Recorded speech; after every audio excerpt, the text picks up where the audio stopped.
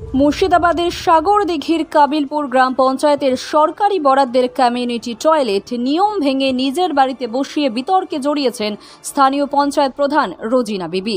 এই ঘটনায় স্থানীয়দের মধ্যে ব্যাপক ক্ষোভের সঞ্চার হয়েছে।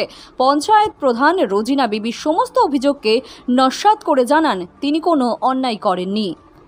কি চলছে পঞ্চায়েতটাই যে একটা প্রধান তার বাড়িতে সাইফুল ইসলামের নাম দিয়ে তার বাড়িতে আপনার আগ্নের ভেতর সে কংক্রিট প্রাচীর ঢালাই ভেঙে সে ভেতরে করছে।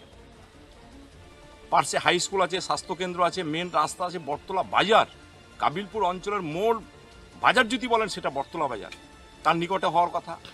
অনেক আপনার পথ চলতি মানুষ, শ্রমিক, আপনার হকার, লেবার, তারা বটতলা বাজারে এসে আপনার কোথায় পেচ্ছাপ করবে, পায়খানা করবে, তার প্লেসটা পায় না।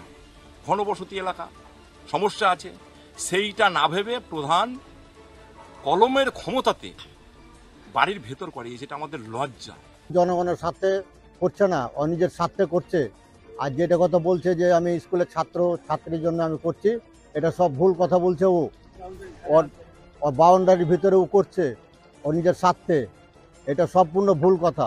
কমিউনিটি টয়লেট অ্যাকচুয়ালি বসে সর্বসাধারণের ব্যবহার করার জন্য কোনো সরকারি প্রতিষ্ঠান হতে পারে বা কোনো ক্লাব হতে পারে, ঠিক আছে, কোনো ব্যক্তিগত কমিউনিটি টয়লেট হতে পারে না।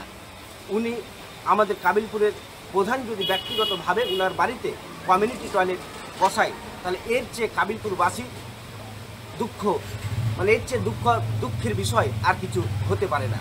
সরকারি বাথরুম সরকারি জায়গায় হয়, তো বাড়ির বাউন্ডারির ভিতরে কি করে বাথরুম হতে পারে? জনসাধারণ কি করে ওর বাথরুম ব্যবহার করবে? এটা অবৈধভাবে প্রধান এটা করাচ্ছে।